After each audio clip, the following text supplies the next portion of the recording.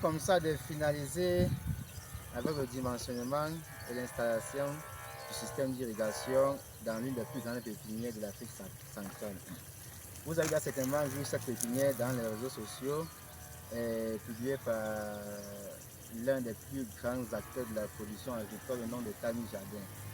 Donc, nous travaillons ici ensemble et aujourd'hui, étant donné que nous sommes en saison sèche, on a décidé de dimensionner et d'installer le système d'irrigation. Alors, comme élément du système, nous avons premièrement un coup d'eau. Et après le coup d'eau, il faut une unité de pompage qui est la pompe électrique. Après la pompe électrique, il y a une source d'énergie qui est le courant électrique. Après ça, il y a une tuyauterie principale ou une rampe principale. Après la rampe principale, on a directement un distributeur ou un partiteur de débit. Après le partiteur de débit, on a les tuyauteries secondaires ou les rampes secondaires qui alimentent directement les asperseurs. Bon, je vais vous présenter le système de manière générale. Parce que le dimensionnement permet de déterminer par exemple la puissance de la pompe, le débit de la pompe, sa hauteur géométrique, donc sa hauteur manométrique totale, autant pour moi.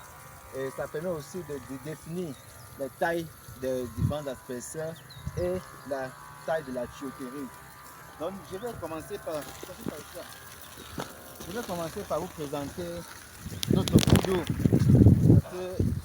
J'avais fait une vidéo, je vous faisais comprendre que le coup d'eau et le choix d'une pépinière doit directement être lié au coup d'eau. Donc ici nous avons notre coup d'eau qui nous alimente.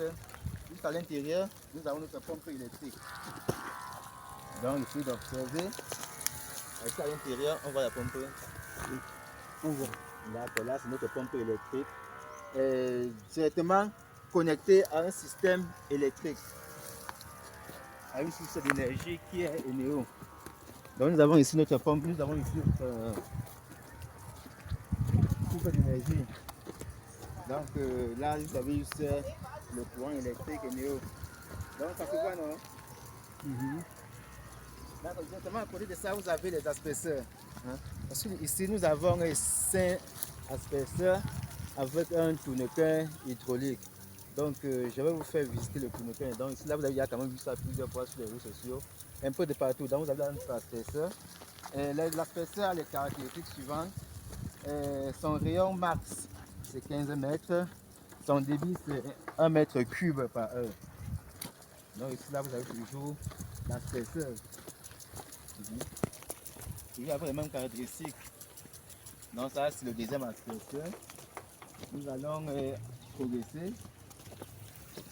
Ici là nous avons notre troisième asperseur. Nous avons notre troisième asperseur. Donc observez comment la pépinière se comporte. Nous sommes en pleine saison sèche. Là c'est le troisième asperseur. On va continuer. Ici, nous avons notre quatrième asperseur. Nous avons ici notre quatrième asperseur. Directement à côté de ça, vous avez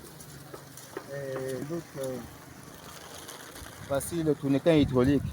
Donc pourquoi le choix du tournequin hydraulique? Si vous constatez, vous allez voir qu'on a encore là les jeunes plantures. Et si on met directement l'asperseur, avec sa pression là, ça va détruire ces jeunes plantures. Bon, là on a les pommiers. Camille Jardin a mis les pommiers là. Ici là nous avons les jeunes plantures de goyavier. Ici nous avons les jeunes plantures de safoutier. De l'autre côté on a aussi les goyaviers. Donc continuons. Progressons. Voilà. Ici vous avez au niveau des fraisiers. Donc voici notre cinquième asperseur. Donc voici notre 5e asperseur. Donc ça veut donc dire qu'au total, nous avons 5 asperseurs avec un tourniquet hydraulique. Et cet asperseur a, je rappelle encore, a un rayon max de 15 mètres et de débit 1 mètre cube par heure.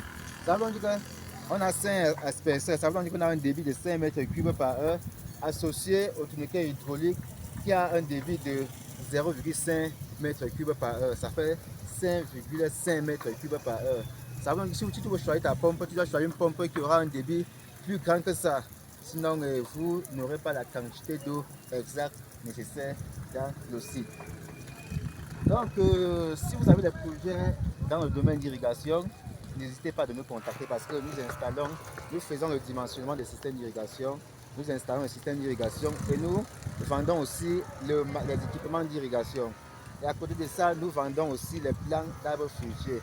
Donc, les plans pour la campagne de mars 2024 sont déjà disponibles. Vous pouvez déjà passer vos différentes commandes pour garantir les meilleurs plans pour la campagne 2024. Vous savez que lorsque vous plantez un plant qui a déjà fait près de 6 mois en pépinière après le greffage, ça fait juste 2 ans et demi, ça commence à produire. C'était Tego Farnelson, ingénieur agronome, génie ruraliste. Merci.